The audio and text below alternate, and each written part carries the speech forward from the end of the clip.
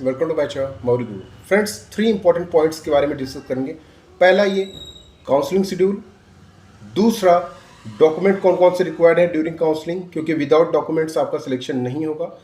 Third, किस तरह से राउंड 1, राउंड 2, राउंड 3 या फिर स्ट्रे में आप पार्टिसिपेट करें कि आपको लो स्कोर पे बेस्ट कॉलेज मिल सके, क्योंकि ये ज़्यादा ज़रूरी होता है।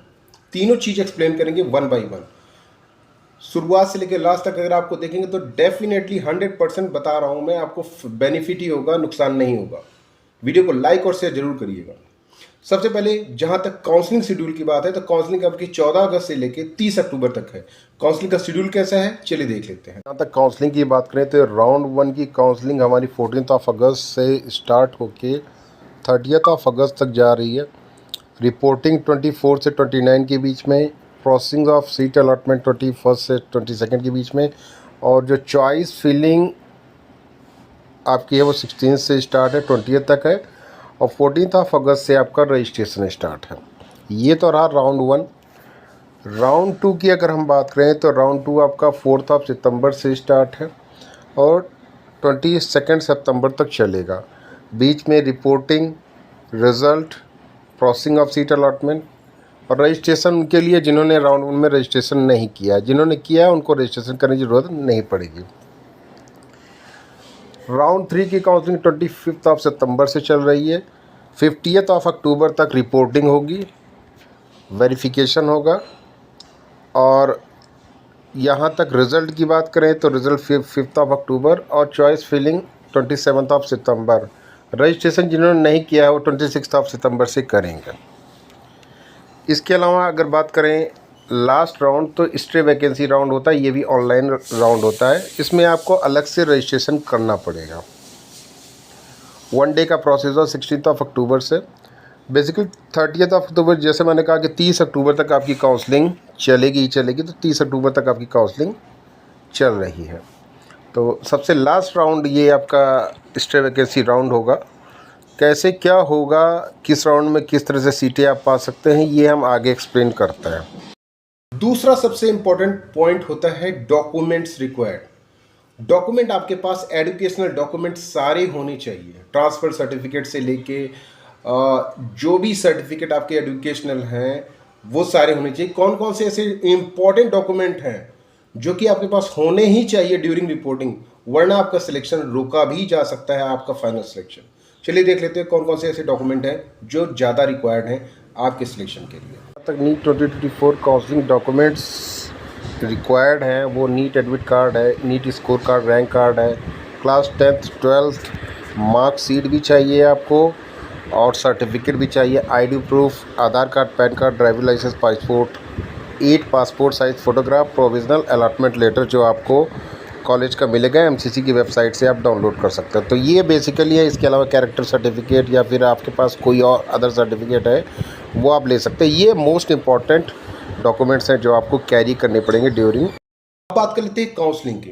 काउंसलिंग 3 राउंड में, बेसिकली 3 राउंड इंपॉर्टेंट राउंड होते हैं। लास्ट वाला राउंड हमारा अगर कुछ सीटें बचती हैं तो फाइनल स्टे वैकेंसी राउंड बोला जाता है। राउंड 1 की जो काउंसलिंग है उसमें सभी रजिस्ट्रेशन कर सकते हैं। राउंड 1 में अगर आपको कोई सीट मिलती है आप उसको फ्री एग्जिट कर सकते हैं, मीन्स उसके लिए आपको रिपोर्टिंग की ज़रूरत नहीं है। अगर आप राउंड 1 की सीट को रिटेन करके अपग्रेड चूज करना चाहते हैं वो भी कर सकते हैं। राउंड 2 में अगर आप आ रहे हैं, राउंड 2 में ऐसे बच्चे जिन्होंने सीट को फ्री एग्जिट किया है विदाउट रिपोर्टिंग वो भी पार्टिसिपेट कर सकते हैं। यहाँ पे कुछ नए बच्चे जिन्होंने राउंड 1 में रजिस्ट्रेशन नहीं किया वो राउंड 2 में आकर रजिस्ट्रेशन करेंगे।